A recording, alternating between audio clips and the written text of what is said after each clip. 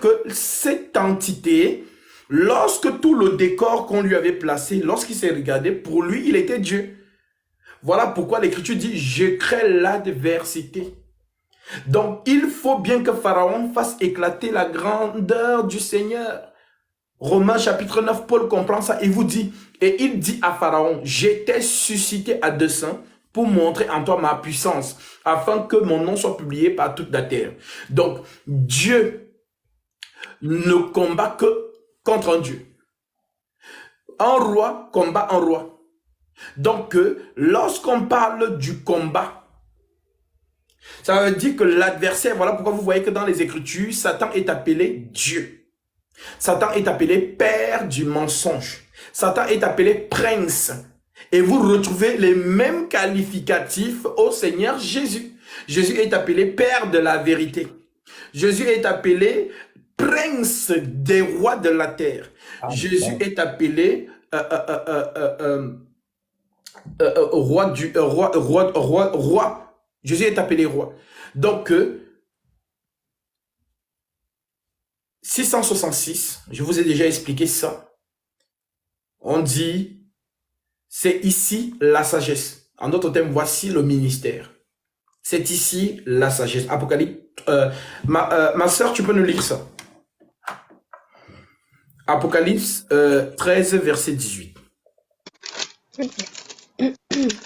Écoutez très bien, parce que ces choses ont déjà été dites dans le jardin d'Éden, mais comme Dieu parle tantôt d'une manière, tantôt d'une autre, et là on y prend point garde, les gens sont un peu embrouillés. Parce que jusqu'à aujourd'hui, les gens ont tapé poteau, comme on dit en Côte d'Ivoire, sur le 666. Il y a eu c'est-à-dire tout genre d'interprétation de cela. Oh, 666, c'est le Covid.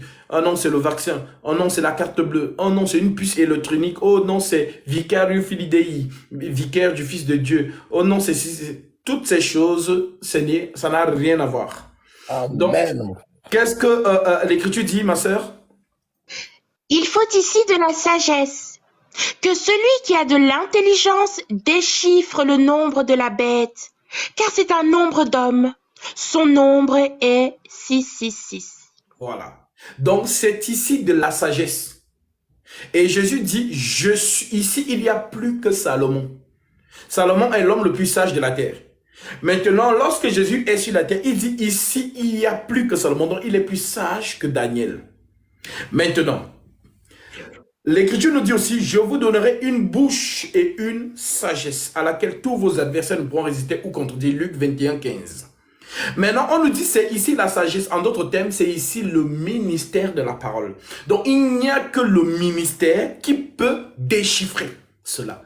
Amen. L'homme ne peut pas déchiffrer. Voilà pourquoi les hommes ont tâtonné dessus. Chacun a donné sa théorie. Mais ici, c'est ici la sagesse. En d'autres termes, c'est ici que l'ange de lumière doit vous expliquer. Le 666. Maintenant, on nous dit c'est un chiffre d'homme. Amen.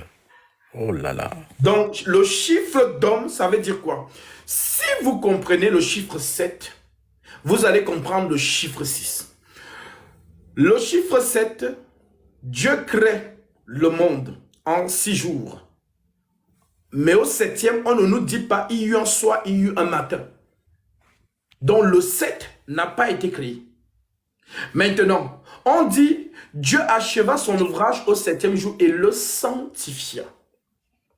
Maintenant, le jour 7 sanctifié, c'est ce jour qu'on retrouve parmi les 10 commandements.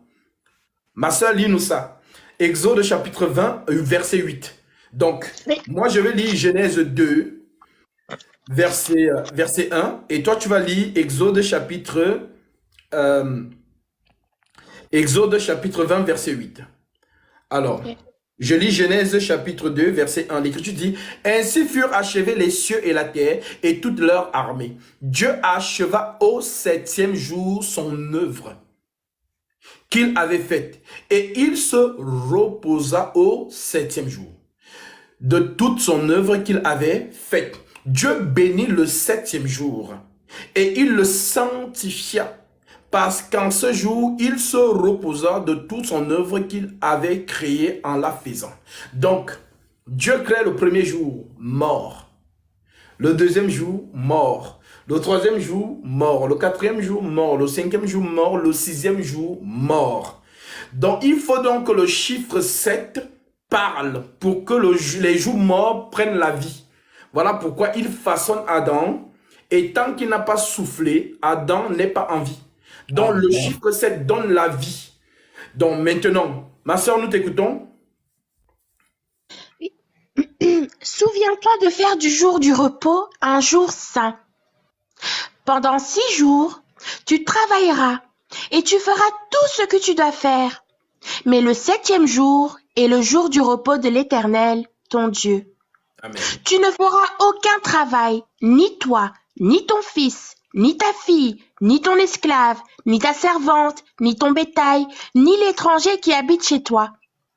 En effet, en 6 jours, l'Éternel a fait le ciel, la terre, la mer et tout ce qui s'y trouve. Et il s'est reposé le 7e jour. Voilà pourquoi l'Éternel a béni le jour du repos et en a fait un jour saint. Amen. Amen. Maintenant, le 7e jour, l'Éternel s'identifie au 7e jour. C'est son jour que vous devez observer comme le Shabbat, dans le sabbat. Maintenant, ce 7e jour, c'est le jour de quoi? Du repos. Le 6e jour, c'est le chiffre de l'homme. L'homme a travaillé 6 jours, mais il n'a pas atteint la perfection. Amen. Comme il n'a pas atteint la perfection, parce que le chiffre 6, c'est la loi. Comme il n'a pas atteint la perfection, il faut donc que le chiffre 7 vienne lui donner du repos. Maintenant, on va voir comment ce chiffre 7 vient lui donner du repos. Alors, ma sœur, prends Matthieu 12, 8. Et moi, je vais lire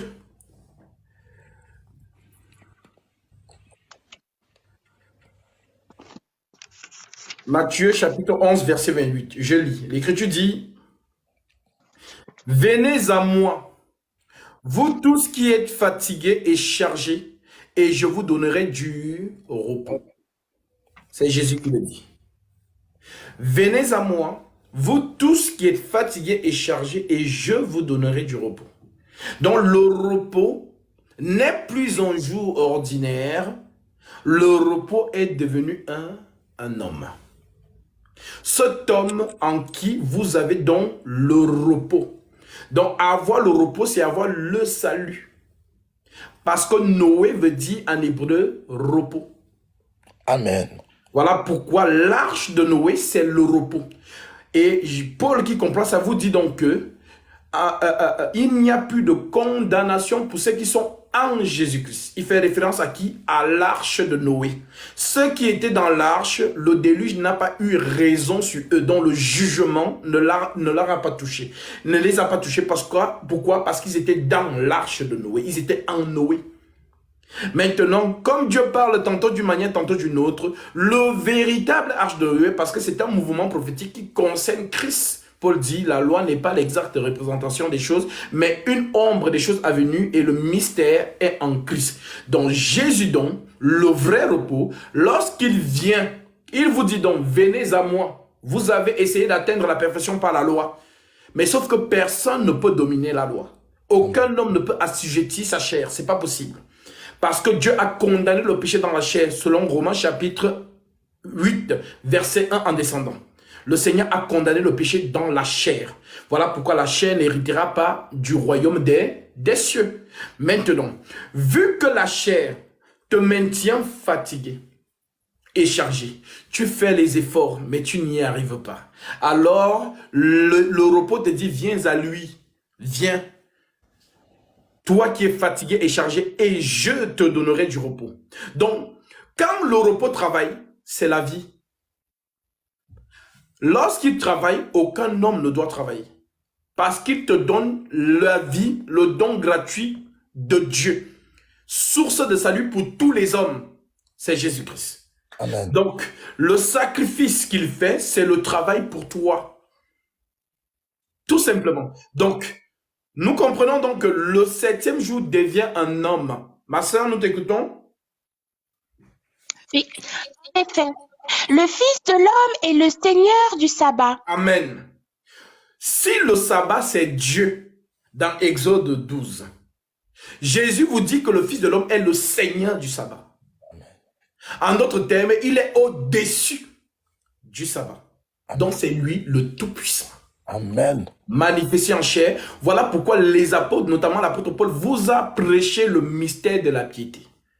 Dieu devenu homme. Donc, Dieu personnifié. C'est ça le mystère de la piété. Donc, si vous comprenez le mystère de la piété, vous comprendrez le mystère de l'iniquité. Amen. Voilà donc pourquoi, quand nous avons donc compris le chiffre 7, c'est un homme, le salut. Voici donc maintenant le chiffre 6. Le chiffre 6 est donné à l'homme. Ma sœur, Genèse chapitre 2. Genèse chapitre 1. Oui. Genèse 1 à partir du verset...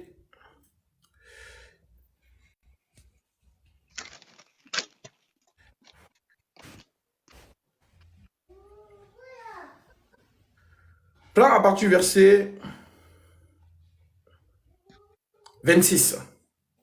Ok. Création de l'être humain et repos. Puis Dieu dit, faisons l'homme à notre image, à notre ressemblance, qu'il domine sur les poissons de la mer, sur les oiseaux du ciel, sur le bétail, sur toute la terre et sur tous les reptiles qui rampent sur la terre. Dieu créa l'homme à son image. Il le créa à l'image de Dieu.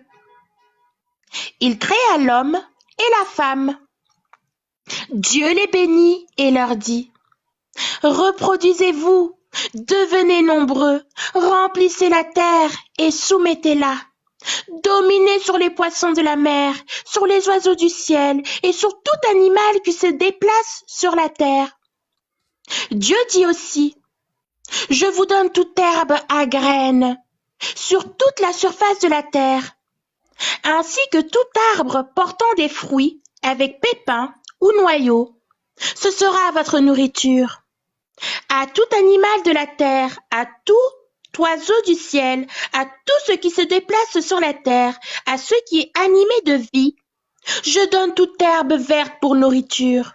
Et cela se passa ainsi. Dieu regarda tout ce qu'il avait fait, et il constata que c'était très bon. Il y eut un soir et il y eut un matin.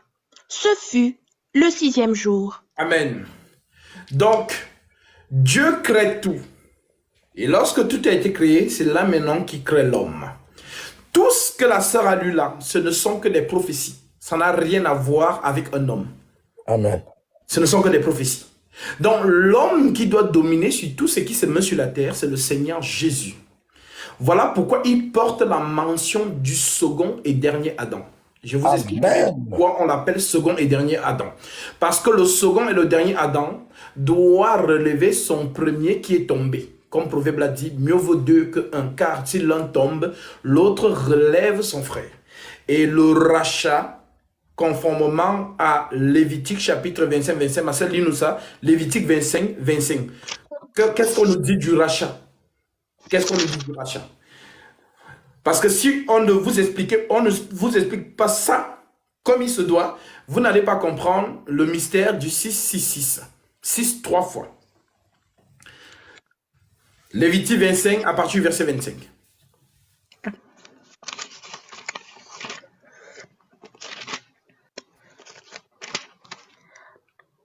Si ton frère devient pauvre et vend une portion de sa propriété, celui qui a le droit de rachat, son plus proche parent, viendra et rachètera ce qu'a vendu son frère.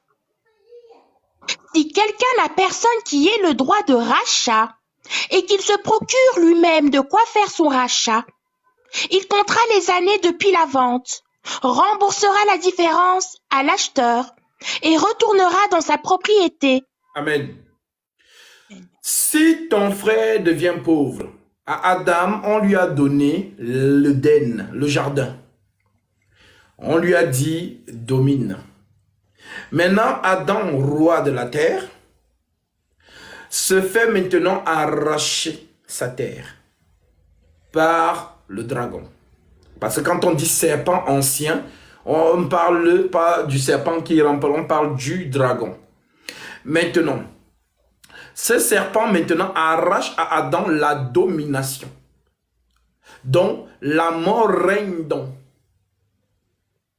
depuis Adam jusqu'à Moïse. Donc, le diable domine. Et ce qui domine, il vient proposer ça au second Adam. Luc 4. Si tu te prosternes devant moi, je te donnerai toute la gloire de ces royaumes. Il m'a été donné et je la donne à qui je veux. Amen. Donc, il lui propose les choses qui ont été données à Adam, de dominer sur la terre des hommes. Maintenant, vu que Jésus est le second, parce que le premier est devenu pauvre, donc on dit que le rachat se fait par quelqu'un de riche. Alors, c'est là où vous allez comprendre le rachat de Naomi avec Ruth. Boaz devait racheter, mais il n'était pas le plus proche parent. Il y avait un devant lui. Qu'on ne donne pas son nom, mais on dit un tel. Maintenant, Boaz lui dit, si tu ne veux pas racheter, ôte ton soulier. Parce que le langage du rachat, c'est le soulier.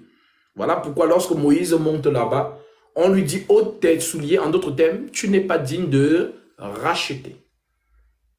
Maintenant que un tel enlève son soulier et donne à Boaz, Boaz donc maintenant va racheter Naomi. Et s'il rachète Naomi, il rachète Ruth en même temps.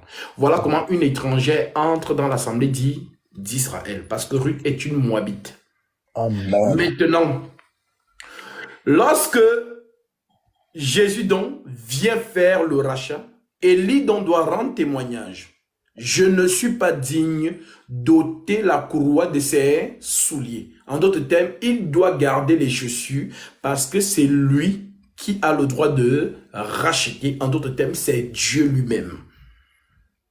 Donc, lorsqu'il vient donc racheter Adam, Adam maintenant, qui se trouve exclu du lieu très saint, parce que le lieu très saint, c'est l'Éden. Avant d'être chassé, tu étais en Éden. Maintenant que tu as péché, tu es chassé de l'Éden et on a mis des chérubins pour te barrer la route pour aller manger l'arbre de vie et de vivre éternellement. Donc l'arbre de vie là qui symbolise la vie, le pain du ciel, il faut donc que, vu que Adam ne peut plus entrer dans le jardin d'Éden, il faut donc que l'arbre de vie se déplace. Voilà pourquoi l'arbre de vie tombe dans du ciel, la manne, dont Jésus dit, je suis le vrai pain qui est descendu du ciel, et non la manne que vos pères ont mangé, et ils sont morts. Donc, moi, je suis le vrai pain qui donne la vie, donc je suis l'arbre de vie qui est venu vers vous. Voilà pourquoi il vous dit donc, venez à moi, vous tous qui êtes fatigués et chargés, et je vous donnerai du repos. Alors, une fois que vous avez compris que le chiffre 6 concerne l'homme, et le chiffre 7 concerne le salut, le repos. Maintenant, écoutez ceci. On nous dit donc que il y a une prophétie. La toute première prophétie de la Torah, c'est le dernier événement du monde. Marcel, lis-nous ça, Genèse 3,15. Oui. Je mettrai l'hostilité entre toi et la femme, entre ta descendance et sa descendance. Celle-ci t'écrasera la tête, et toi, tu lui blesseras le talon. Amen. Je mettrai hostilité, dans d'autres versions, je mettrai inimitié. Amen. Entre toi et la femme.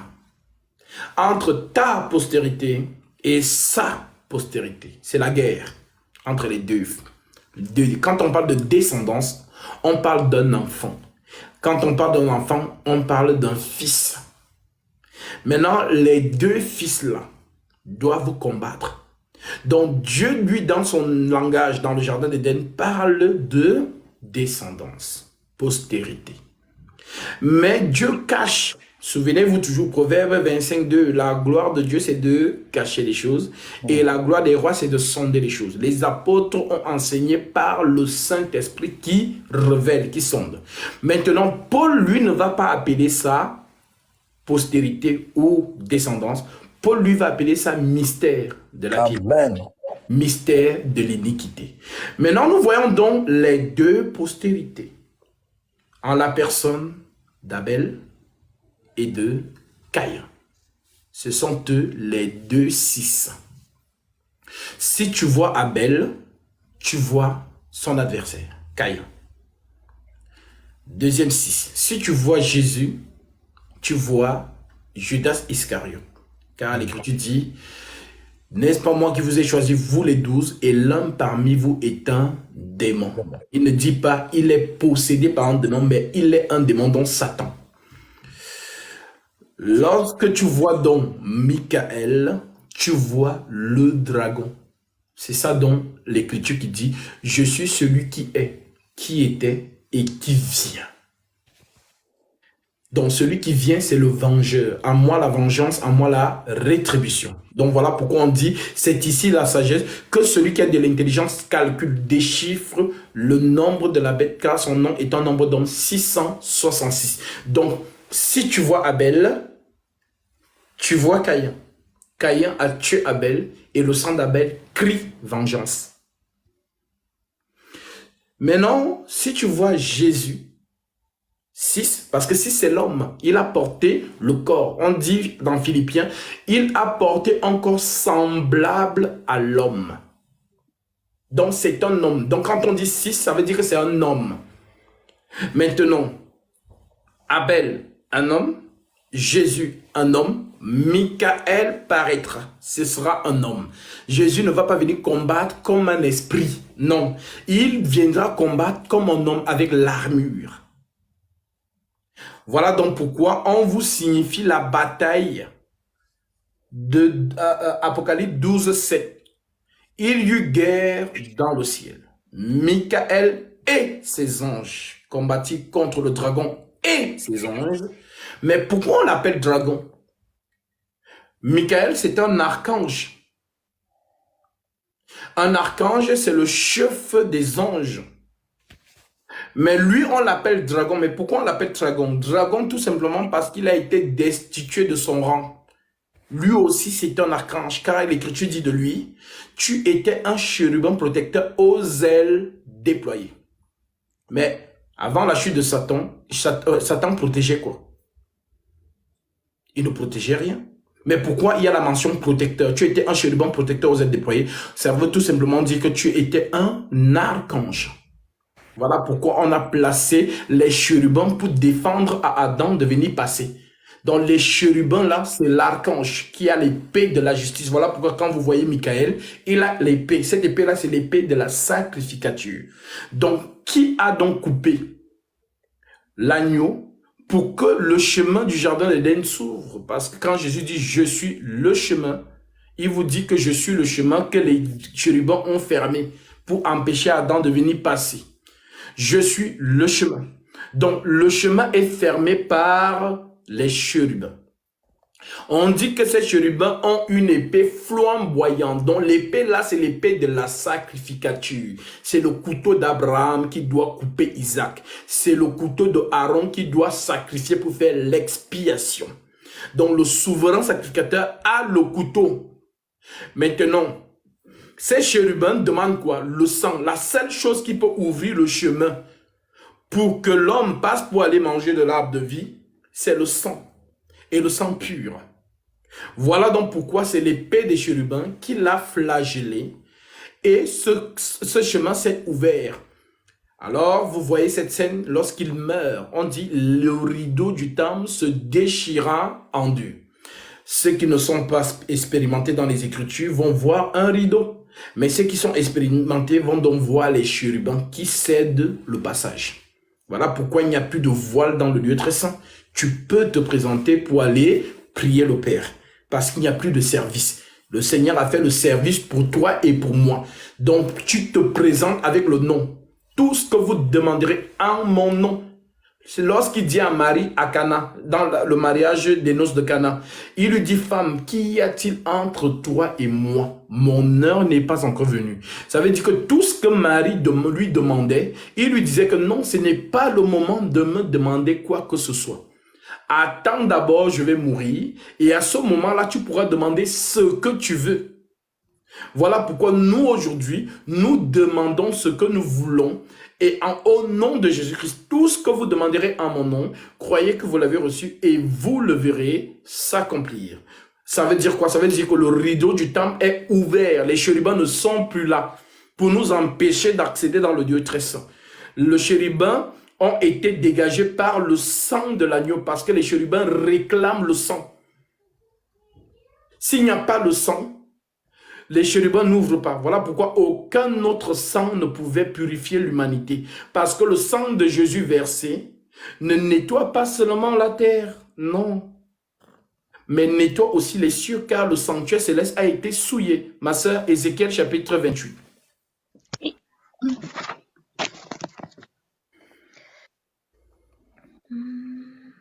Tu prends le verset 18.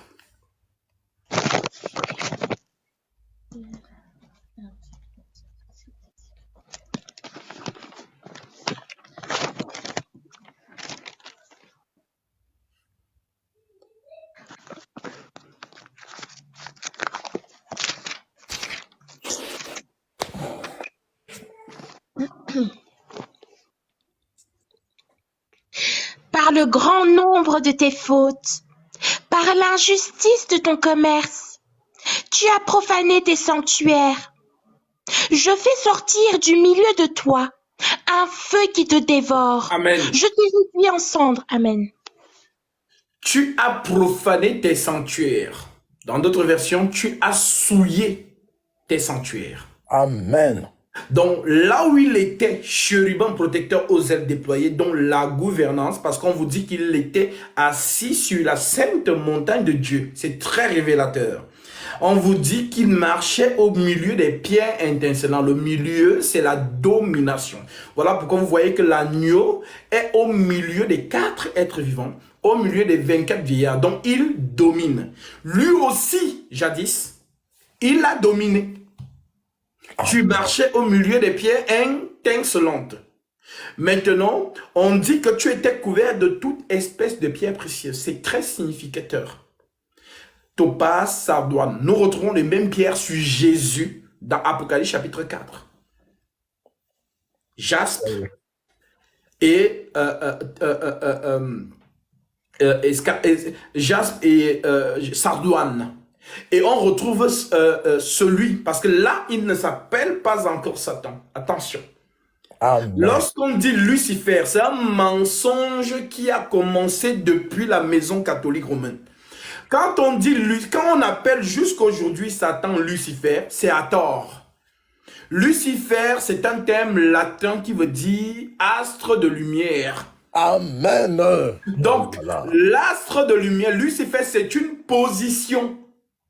Ça veut dire que celui qui est dans cette position, c'est celui qui porte la lumière. En d'autres termes, c'est le grade le plus élevé. Maintenant, lui aussi, jadis, a porté ce grade-là, ce galon-là. Lucifer, donc, celui donc porteur de lumière. Maintenant, vous retrouvez dans le latin, le Seigneur Jésus a la même mention. Pierre l'identifie à Lucifer. 1 Pierre, chapitre, je vais vous lire ça en latin.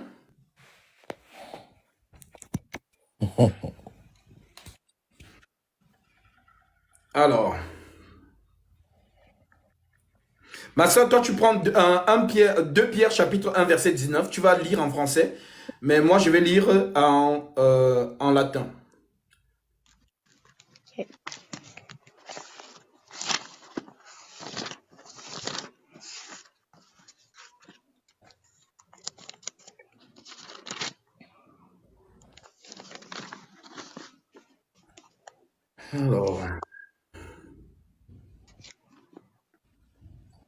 Alors, 2 Pierre, chapitre 1, 19, en latin, je lis. Et habimus firmuriem protecticum sermonem quid benefactis andententes quasi lucernae lucinti in calignoso locodenix dies incluset et Lucifer oriatu in cordibus verti. Ça donne quoi en français? Et nous considérons comme d'autant plus certaine la parole des prophètes. Vous faites bien de lui porter attention, comme à une lampe qui brille dans un lieu obscur, jusqu'à ce que le jour commence à poindre et que l'étoile du matin se lève dans votre cœur. L'étoile du matin se lève dans votre cœur. Donc, l'étoile du matin dont Jésus fait référence dans Apocalypse chapitre 22. Je suis l'étoile du matin. Donc, c'est un terme latin. C'est en latin qu'on dit Lucifer. Donc, vous allez voir que dans la congrégation catholique, ils ont donné ce qualificatif à Marie, en disant que Marie est aussi Lucifer. Donc, c'est une position. Donc, dire que Satan, aujourd'hui, porte encore ce grade de Lucifer, c'est à tort. C'est être ignorant. Mon peuple périt par manque de connaissance. Il a été déchu. Il n'a plus cette position parce qu'il a été précipité. Alors, regardons sa chute. Ma soeur, lis-nous Apocalypse, Ésaïe chapitre 12. Ésaïe chapitre 14, verset 12. Et Souvenez-vous que dans Ézéchiel chapitre 28 au verset 18, on vous dit que tu as souillé tes sanctuaires, je fais sortir du milieu de toi un feu qui te dévore. Donc il y a un feu qui doit dévorer le jadis chérubin protecteur aux ailes déployées. Et je vais vous montrer ce feu tout à l'heure. Vas-y ma soeur. comment es-tu tombé du ciel, astre brillant, Lucifer. fils de l'aurore? Voilà. Pardon. En grec, c'est ce que ça donne. Astre brillant, donc Lucifer. Comment es-tu tombé du ciel? Astre brillant. Donc, on dit, mais c'est pas possible. Ça dit, toi, l'étoile brillante, comment tu as fait pour tomber? Vas-y. Te voilà abattu par terre, toi qui terrassais les nations. Tu disais dans ton cœur, je monterai au ciel, je hisserai mon trône au-dessus des étoiles de Dieu, et je siégerai sur la montagne de la rencontre, à l'extrême nord. Je monterai au sommet des nuages, je ressemblerai au Très-Haut. Amen. Je ressemblerai au Très-Haut. Dans d'autres versions, je serai semblable au Très-Haut. Que veut dire cette phrase en hébreu? Mika-élé. Je serai semblable au Très-Haut. Je ressemblerai au Très-Haut. Mika-élé. Voilà pourquoi Michael veut dire qui est semblable à Dieu. En d'autres termes, qui est semblable à moi. Maintenant, le feu qui doit donc dévorer ce dernier, ma sœur, lis-nous ça, Deutéronome chapitre 4, verset 24.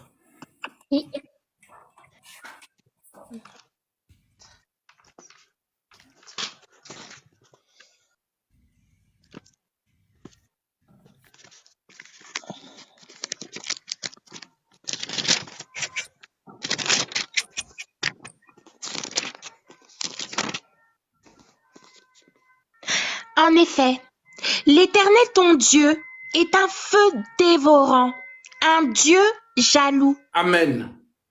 Amen. On a dit là-bas dans Ézéchiel, je fais sortir du milieu de toi un feu qui te dévore. Là-bas, il a été dit. Maintenant, le même thème qu'il utilise là-bas, c'est le même thème qu'il vient utiliser sur la terre. Je mettrai inimitié entre toi et la femme, entre ta postérité et sa postérité. Celle-ci t'écrasera la tête, mais toi tu lui blesseras le talon. Donc, celui qui doit écraser la tête du serpent, c'est le feu dévorant qui doit consumer ce dernier. Maintenant, lisons 2 Thessaloniciens chapitre 2. Nous allons donc voir ici comment Paul, qui comprend ça, nous donne la révélation. Deutéronome chapitre 2 Thessaloniciens chapitre 2. verset 15. Avant que toi tu ne lises 2 Thessaloniciens chapitre 2, moi je vais lire Colossiens chapitre 1 verset 20 pour montrer que Jésus, son sang purifie non seulement les cieux qui ont été souillés en premier, et aussi la terre. Colossiens chapitre 1. C'est-à-dire, Paul vous a enseigné des choses compliquées, mais que les gens ont lu comme ça. Mais ce sont les choses vraiment très profondes qu'il vous a enseignées. Colossiens chapitre 1, verset...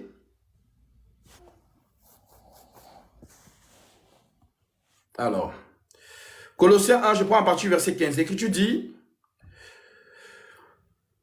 il est l'image du Dieu invisible. Donc, il nous dit déjà que l'image dont on parle là-bas, créons l'homme à notre image dans Genèse 1, en fait, ça concerne Jésus. Il est l'image du Dieu invisible.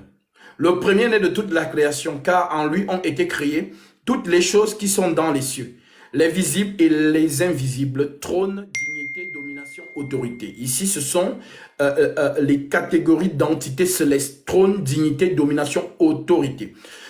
Et toutes choses subsistent en lui. Il est la tête du corps de l'Église. Il est le commencement, le premier-né d'entre les morts, afin d'être en tout le premier, car Dieu a voulu que toute la plénitude habitant en lui. Il a voulu par lui réconcilier tout avec lui-même, tant ce qui est sur la terre et ce qui est dans les cieux, en faisant la paix par lui, par le sang de sa croix. Donc, l'Éternel se sépare de sa création. Il faut donc qu'il purifie. Donc, il enlève, parce que les gens peuvent se demander, mais comment ça se fait qu'il y a eu guerre dans le ciel? Parce que là, quand il y a eu cette guerre, le monde n'existait pas encore. Je vous dirai pourquoi le monde a été créé et pourquoi le jardin d'Éden. Je vais vous dire ça aujourd'hui. Parce que les gens lisent, mais ils se disent, mais comment ces choses-là, mais comment c'est possible que Dieu crée sa création et puis Non, le Tout-Puissant a fait son projet. Je vais vous donner les versets et rien n'est improvisé dans son projet. Tout ce qu'il a dit, c'est ce qui arrive. Donc nous sommes dans le projet du Tout-Puissant et tout ce qu'il a dit, c'est ce qui va arriver. Donc il n'y a pas de hasard. Il n'y a pas de non, toi tu as fait ceci. Non, il n'y a pas de ça, c'est son plan. L'Écriture dit, qui dira qu'une chose arrive sans que l'Éternel l'ait ordonné? N'est-ce pas de la volonté du Très-Haut que viennent les maux et les biens? Les maux dans le mal au pluriel et les biens. En d'autres termes, c'est lui-même qui orchestre tout. Il a créé son adversaire à dessein pour que cela lui serve de manifester sa grandeur et sa puissance. Donc, avant de nous dire la guerre qu'il y aura dans l'Armageddon, il faut d'abord voir la guerre qu'il y a eu dans Exode chapitre 14. Il y a eu un combat entre la milice de Pharaon et Pharaon lui-même et la milice de l'Éternel et l'ange de l'Éternel qui combattait pour le peuple d'Israël. Et les Égyptiens ont dit fuyons car l'Éternel combat pour son peuple. Donc, voici donc pourquoi le Seigneur ici purifie l'humanité et purifie les cieux. Alors, oui, ma soeur, nous t'écoutons. Ainsi donc, frères et sœurs, tenez ferme et retenez les enseignements que vous avez reçus. 2 Thessaloniciens chapitre 2. Oui. À partir du verset 1. Ah oui, toi tu as commencé au verset 15. Oui. Retour du Seigneur. En ce qui concerne le retour de notre Seigneur Jésus-Christ et notre rassemblement auprès de lui, nous vous le demandons, frères et sœurs. Ne vous laissez pas facilement ébranler dans votre bon sens, ni troubler par une révélation, par une parole ou par une lettre qui semblerait venir de nous, comme si le jour du Seigneur était déjà là. Que personne ne vous trompe d'aucune manière.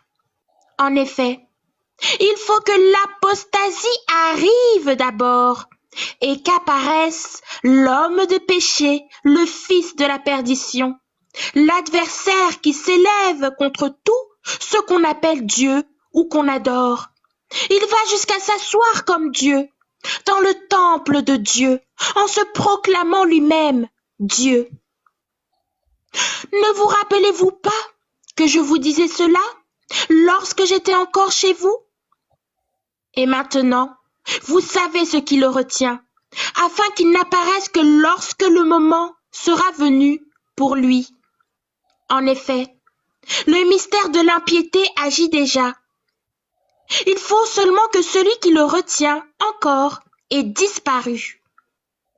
Alors apparaîtra l'impie, que le Seigneur Jésus détruira par le souffle de sa bouche et qu'il anéantira par la manifestation de son retour. Amen. Donc, Amen. c'est dans ce que Dieu vous annonce là-bas chez Ézéchiel. Je fais sortir du milieu de toi un feu qui te dévore. Maintenant, le feu qui dévore, Paul va le présenter comment? Parce qu'on vous a dit qu'il y a un seul archange.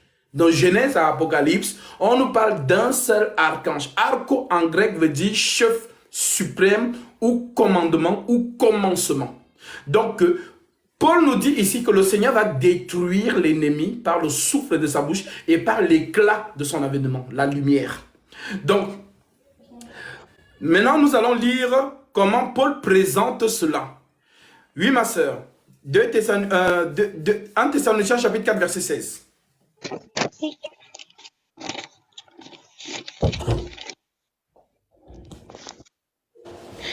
En effet, le Seigneur lui-même a un signal donné à la voix d'un archange et au son de la trompette de Dieu. Descendra du ciel, et ceux qui sont morts en Christ ressusciteront d'abord. Ensuite, nous qui serons encore en vie, nous serons tous ensemble enlevés avec eux sur des nuées à la rencontre du Seigneur dans les airs. Amen. Et ainsi, amen, amen, amen. Donc ici, le Seigneur dit qu'il paraît à la voix d'un archange. Vous voyez que c'est le plus haut degré. Voilà pourquoi on dit qu'il paraît à la voix d'un archange. Donc l'archange, c'est le chérubin, protecteur aux ailes déployées. Donc, lorsqu'il paraît, c'est pour combattre. La semaine est divisée en deux. Gabriel a dit 70 semaines. Dans la spiritualité, nous ne comptons pas les zéros. Amen. Le 7, c'est le chiffre du pardon. Pierre a posé la question à son maître. Seigneur, combien de fois devrais-je pardonner mon frère? Jésus lui a dit, je ne te dis pas 7 fois, mais 77 fois, 7 fois. Donc le pardon à l'infini. Alors c'est ce chiffre que Gabriel a annoncé à Daniel. 70 semaines ont été fixées sur ton peuple et sur la ville sainte. Dans le peuple Israël, la ville sainte Jérusalem. On dit donc que il fera cesser les transgressions, le péché et amènera la justice éternelle. Amen. Maintenant, cela se fait en 2 fois. 7, c'est alpha, oméga. Dieu n'est pas alpha, oméga. Dieu est éternel. Il n'a pas de commencement ni de fin, comme Melchisédek. Ni père, ni mère, ni généalogie de vie, ni fin de vie. Maintenant, pourquoi il s'identifie comme étant l'alpha oméga, conformément à Ésaïe chapitre 44, verset 6. Ainsi parle l'Éternel, roi d'Israël et son rédempteur. Je suis le premier et je suis le dernier. Je suis l'alpha et je suis l'oméga. Ici, il parle de la prophétie. La prophétie a un début et la prophétie a une fin. Donc, il faut donc que, comme la prophétie a un début, a une fin, c'est le pourquoi il se présente comme alpha et oméga. Donc je commence et je finis. Josué, Moïse ouvre la marche, Josué ferme la marche. Amen. Alpha, oméga. Donc celui qui est sorti avec les enfants d'Israël de l'Égypte, ce n'est pas lui qui est entré avec eux à Canaan. C'est Josué qui est entré avec les enfants d'Israël à Canaan. Voilà pourquoi Moïse présente la loi. Amen. Jésus présente la grâce. C'est par Jésus que nous entrons dans le Canaan céleste, en d'autres termes, le royaume des cieux.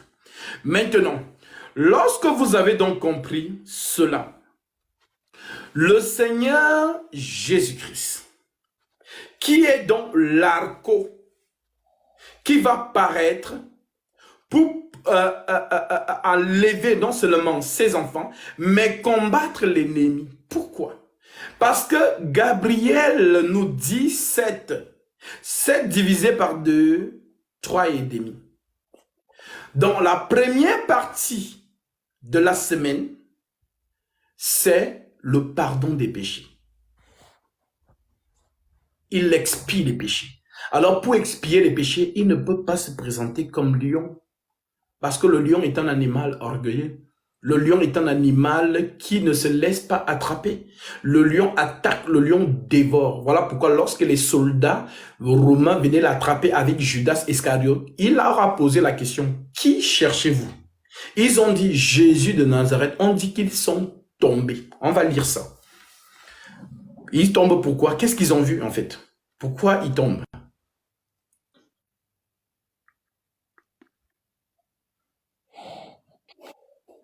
Alors ma sœur, tu peux prendre ça à partir du verset Jean 18, verset 17. Ok.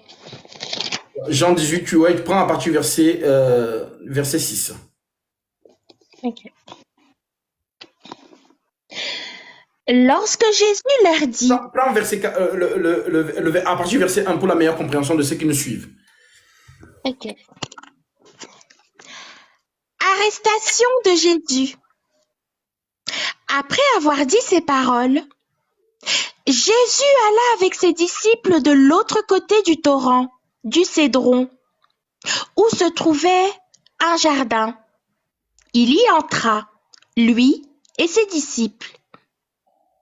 Judas, celui qui le trahissait, connaissait aussi l'endroit parce que Jésus et ses disciples s'y étaient souvent réunis. Judas prit donc la troupe de soldats romains, ainsi que des gardes envoyés par les chefs des prêtres et les pharisiens, et il s'y rendit avec des lanternes, des torches et des armes. Jésus, qui savait tout ce qui devait lui arriver, s'avança alors et leur dit, « Qui cherchez-vous » Ils lui répondirent, « Jésus de Nazareth. » Jésus leur dit, « C'est moi. » Judas, celui qui le trahissait, était avec eux. Lorsque Jésus leur dit, « C'est moi », ils reculèrent et tombèrent par terre. Amen. Amen. Mais quelle est la voix de cet homme qui dit c'est moi, les gens reculent, ils tombent. Et pourtant, ils sont accompagnés de la milice. Les soldats romains sont réputés à l'époque d'être des soldats courageux. C'est-à-dire que quand ils viennent, c'est l'autorité romaine. Parce que Rome, c'est César, César, c'est Satan. Je vais vous démontrer ça avec la statue de Nabuchodonosor. Donc, qui cherchez-vous? Jésus de Nazareth, il leur dit c'est moi. Mais on dit ils reculèrent et tombèrent. La question que vous devez vous poser, qu'est-ce qu'ils ont vu? Qu'est-ce qu'ils ont vu? Ils ont vu le Seigneur dans l'armure. Le lion. Voilà pourquoi ils ont reculé, ils sont tombés. Pourquoi? Parce que c'était effrayant ce qu'ils ont vu. Donc, il leur a montré que j'ai 7 cornes. Les 7 cornes de l'agneau, c'est la puissance de cet agneau-là. On dit que l'agneau a 7 cornes et 7 esprits de Dieu. Et 7 yeux qui sont les 7 esprits de Dieu envoyés par toute la terre. Donc, c'est un agneau tout puissant. Donc, il devient agneau parce que l'animal révèle le caractère d'un homme. Voilà pourquoi dans notre monde, les États se réfèrent aux animaux. Au Cameroun, c'est le lion. Aux États-Unis, l'aigle. En Côte d'Ivoire, l'éléphant. Au Congo, le léopard. Pourquoi? Parce que l'animal montre le caractère d'un homme. Donc, si le Seigneur se présente dans la première moitié de la semaine comme un agneau, c'est pour expier les fautes. Mais faites attention, il n'est pas seulement un agneau. C'est le lion qui est devenu gentil pour une heure seulement. C'est un guerrier. Voilà pourquoi on dit que c'est un feu dévorant. Donc lui, c'est un juste juge. Il n'a pitié de personne. L'âme qui pêche, c'est celle qui mourra. Donc, lorsqu'il déploie sa colère sur la génération de Noé, il y avait des femmes enceintes, il y avait des bébés, il y avait des vieillards, il y avait des aveugles, des estropiés, des paralytiques, mais il n'a pas eu pitié de tous ces gens. Il a déversé le déluge. C'est le jugement, c'est la colère de ce Dieu-là. Maintenant, lui, par sa grandeur, qu'est-ce qu'il nous dit? Je vais vous lire ça.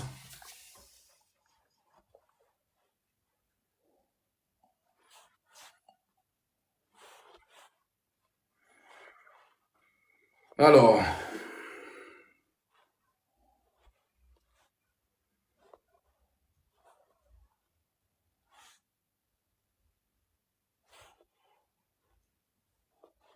nous sommes dans Matthieu, plutôt, autant pour moi,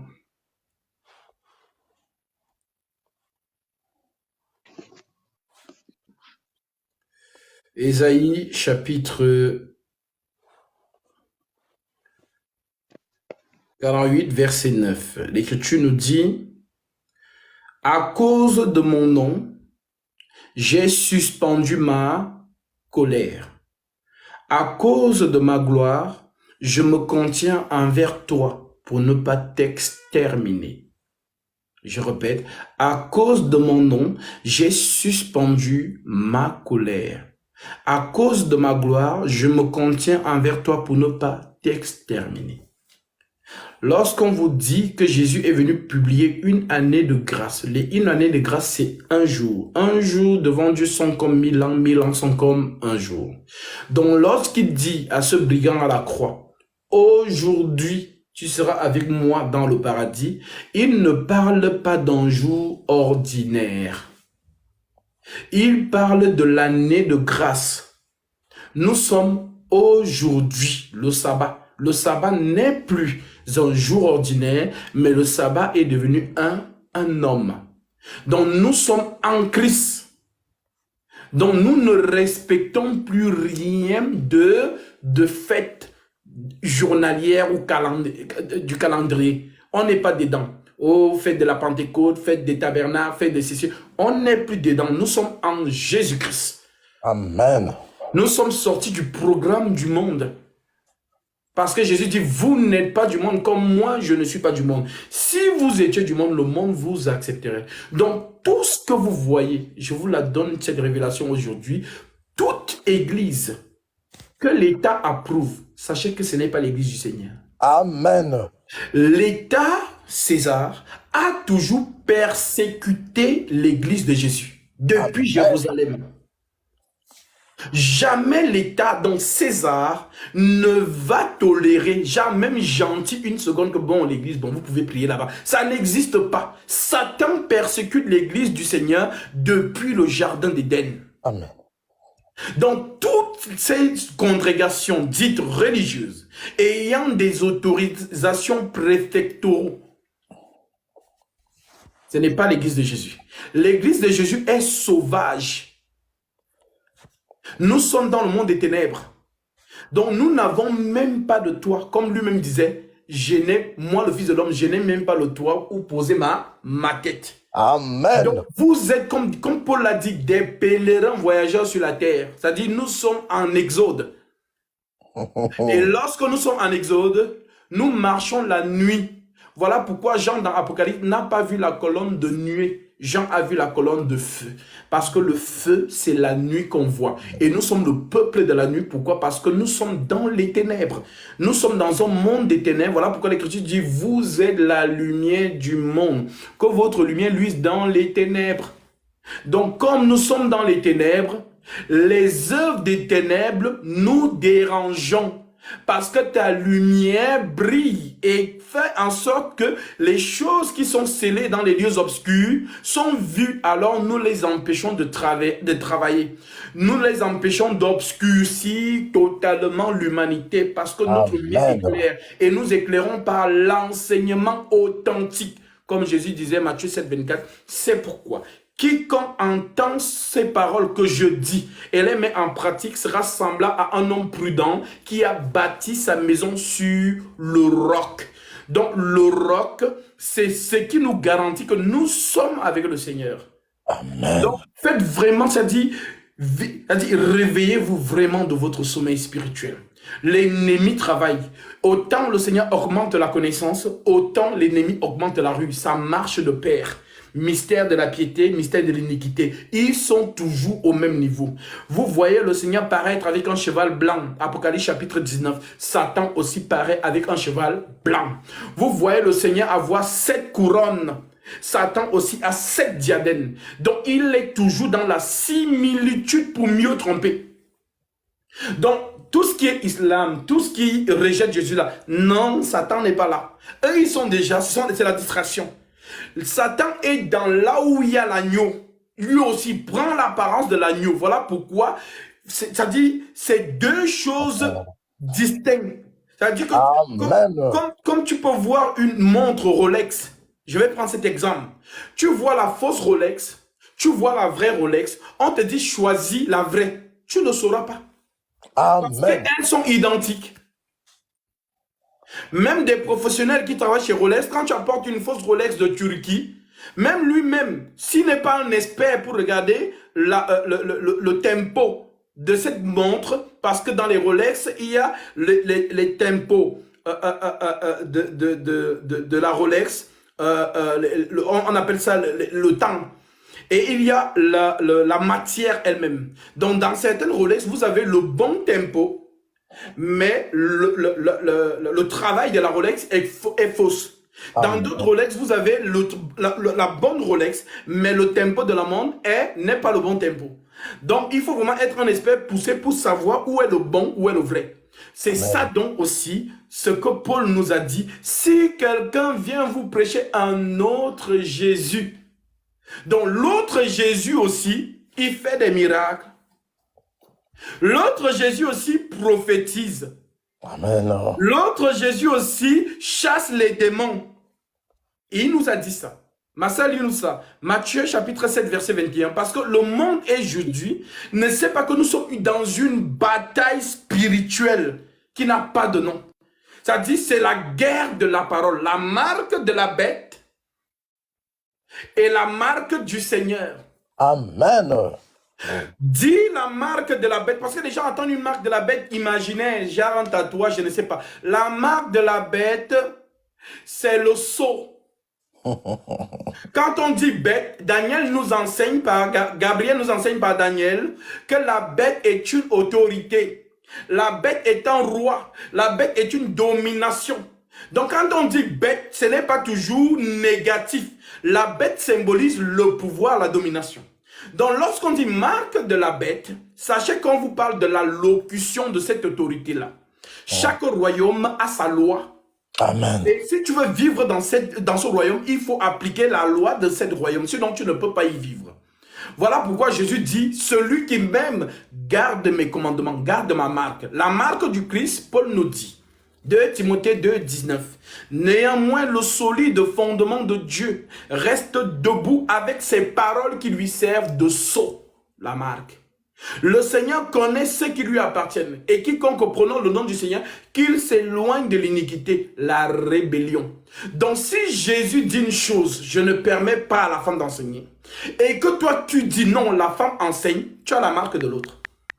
Car il y a eu 2 marques dans le jardin d'Éden. Avant que vous parlez de la marque de la bête aujourd'hui, la marque de la bête est déjà dans le jardin d'Éden. Parce que dans le jardin d'Éden, nous retrouvons les 2 autorités.